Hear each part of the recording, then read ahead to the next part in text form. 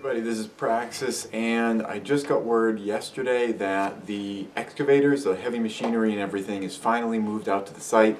It had taken a few days to get the stuff arranged for. There's always, just scheduling conflicts between other people's projects and everything.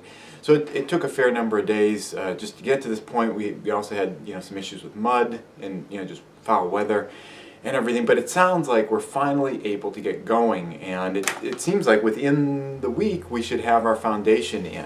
It's kind of a big thing that, once you cut open the ground, especially when there's like frost, issues or, the potential for freezing and everything, you want to open the ground and then do the footing right away. Get the footing is at the very bottom of the concrete wall. It's like a heavy, thick lump of concrete that sits on the bottom and the walls sit on top of that. You don't want to open the ground and then allow the cold to get in there and put frost heaves under, because then you're not putting your house on something stable. So anyway, it seems like within a week, that's the plan, is that we're going to have the concrete walls all up, and then building can commence. Now, it's been a long time coming to this. It's just been months and months of getting to the point where I have the building permits in hand and everything. I've got all these building documents. I've got all the house plans and everything. I've got the site plan and everything connected with that. I've got all sorts of other documents that I realized kind of at the last minute. I need to know that kind of stuff. This is something I created just last night. This is an outline of where all the pass-throughs are on the concrete wall.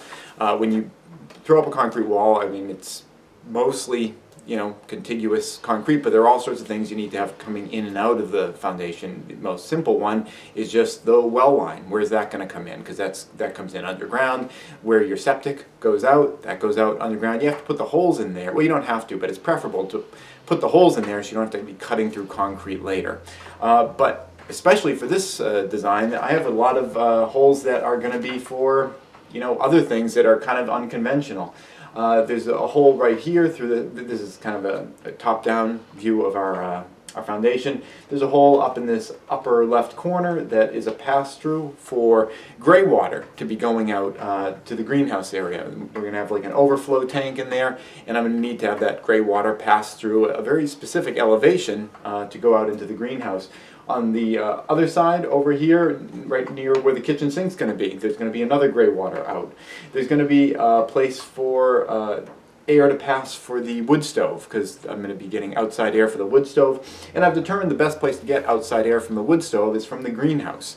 Instead of having the pipe head out to the outside somewhere, I decided to have it come into the greenhouse. Most specifically because I had two options for where the pipe could go. One was to go out the back of the house, and one was to go out the front of the house. Through the front of the house would have worked, but then I would have had this big vent pipe right in the middle of my front yard, which, if you can avoid that, it's kind of nice to avoid having just a vent pipe in the middle of your yard. And it would have had to come up several feet out of the ground and kind of have like a gooseneck or something like that so it wouldn't get buried in snow. So certainly, it'd be cool if I didn't have to do that. The back wall wasn't really much of an option, because the back wall doesn't sink down another 4 feet down underneath the ground. So if I ran the vent pipe under the floor, you'd be bringing cold air right over your footing, and you'd get, like I said, frost heaves around your footing in the back wall. So that wasn't going to work. And I determined the best place to bring it in was actually right from the greenhouse. It'll also keep fresh air going into the greenhouse. This is the greenhouse where I'm going to have the laundry lines too, so bringing in fresh air into that greenhouse to resupply the air for the wood stove, that'll be a good thing. And there's all sorts of other pastures. So I had to do this entire document here. Well, actually, there's only two others that are kind of note. I'm going to have pass-throughs that go right from the utility room through the greenhouse area and then out the other wall. And the idea there is that after I get this together, I still want to do a root cellar, which will be kind of a root cellar and a potential fallout shelter. And I would like to be able to run a water line and electricity line right from the house out to there, so that you can have a little light inside there, and and access to water and everything. So putting those holes in now, while the thing's getting put together, now's the time to do it. Additionally, because the foundation is kind of a complex shape, it's sort of stepped, it's like walkout on one side, bermed in on the other side, I decided to create a model, kind of for myself, but also for the contractors.